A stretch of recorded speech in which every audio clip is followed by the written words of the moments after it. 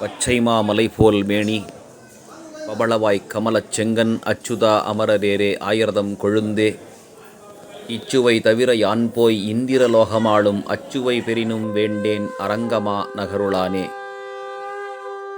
என்ற பாடலுக்கு இணங்க கிருஷ்ணகிரி மாவட்டத்திலே கிருஷ்ணகிரி நகரின் ஆவின் மேம்பாலம் என்று சொல்லக்கூடிய இடத்திலே சேலம் பைபாஸிற்கு அருகிலே இறங்கி காட்டு ஆஞ்சநேயர் கோவில் இருக்கும் வழியாக ஒரு 2 கிலோமீட்டர் தூரம் சென்றால் சிறிய குன்றின் மேல் பாருங்கள் எவ்வளவு அற்புதமாக நெடியோனே வெங்கடவா நின் கோவில் வாசல் படியாய் கிடந்து உன் பவழவாய் காண்பேனே என்று ஆழ்வார்கள் பாடியதற்கிணங்க அத்தனை அழகாக ஜொலிக்கிறார் பாருங்கள் பெருமாள்.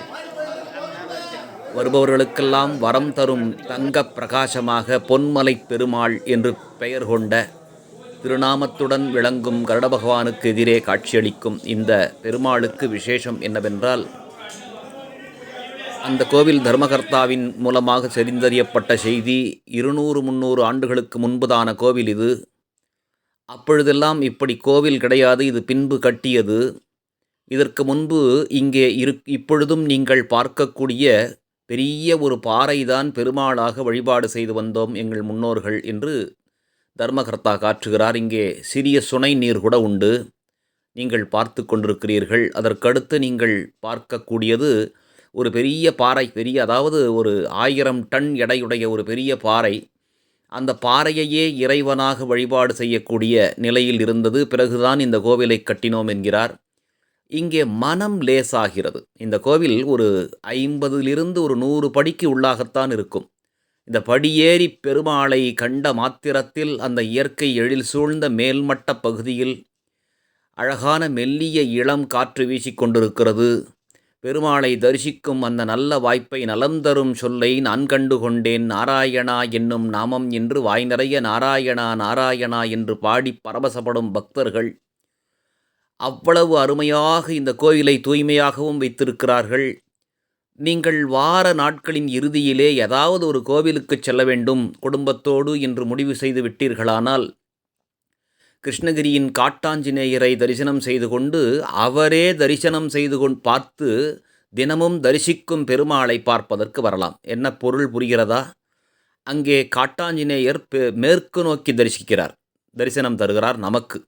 ஆனால் அவர் பாருங்கள், இந்த குண்டு பெருமாளை வழிபடுவதற்காக மேற்கு நோக்கி கீழே இருக்கிறார்.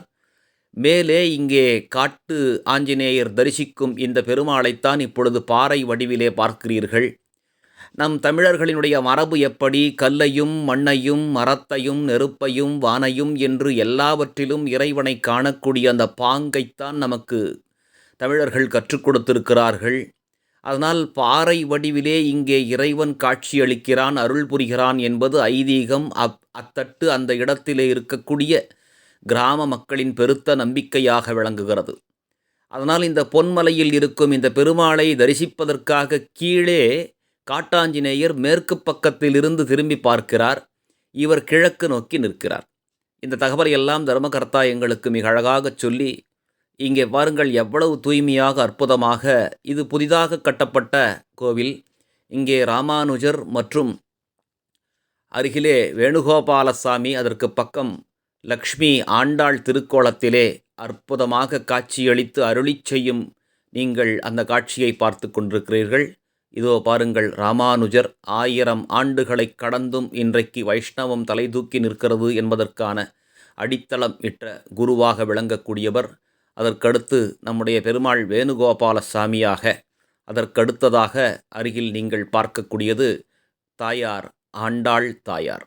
இதோ பாருங்கள், இவ்வளவு அற்புதமான கோயிலை ஒரு நாள் பிக்னிக் போன்று, ஒரு நாள் சுற்றுலாவாக நீங்கள் சென்று தரிசித்து இறையருளை பெற்று உய்யுமாறு பக்தர்கள் சார்பாக, கோவில் நிர்வாகம் சார்பாக நாம் பெற்ற இன்பத்தை மற்றவர்களும் பெற வேண்டும் என்கின்ற எண்ண மேலீட்டின் அடிப்படையிலே இதோ அழைக்கின்றோம். பாருங்கள், சாதாரணமாக வயசானவங்களாம் கூட ஏறிடலாம். சாதாரணமாக ஒரு 50-60 படிகள் தான் இருக்கும்னு நினைக்கிறேன், நான் எண்ணலை. ஏறிடக்கூடிய அளவில் தான் இருக்கிறது. படி ஏறி வந்தால் பலவிதமான நன்மைகளை அடுத்த நொடியே தரக்கூடிய பெருமாளாக விளங்கக்கூடிய இந்த பச்சை மாமலை போல் மேனியனை கண்டு தரிசிப்பதற்கு மீண்டும் மீண்டும் அழைக்கிறோம். சங்கநாதம் கேட்கிறது பாருங்கள். பக்தர்கள் சங்கநாதம் ஒலிக்க அருமையாக காட்சியளித்து கொண்டிருக்கக்கூடிய அந்த பொன்மலை பெருமாளை, சென்ன கேசவனை, பரந்தாமனை, ஸ்ரீஹரி நாராயணனை நீங்கள் வழிபட்டு மென்மேலும் பலவிதமான நன்மைகளை பெறுவதற்காக அழைக்கிறோம். அதுபோக இந்த மாதிரி கோவில்களுக்கெல்லாம் ஒரு சின்ன மலை மேலே ஏறி நீங்கள் தரிசித்து வந்தீர்களானால் உங்களுக்கு ஸ்ட்ரெஸ் பர்ஸ்டராக, அதாவது மனம் லேசுபடும், அந்த அளவிற்கு இருக்கும் இந்த பெருமாளை தரிசித்து அருள் பெறுமாறு அழைக்கிறோம். நன்றி. ஸ்ரீமன் நாராயணாய நமः.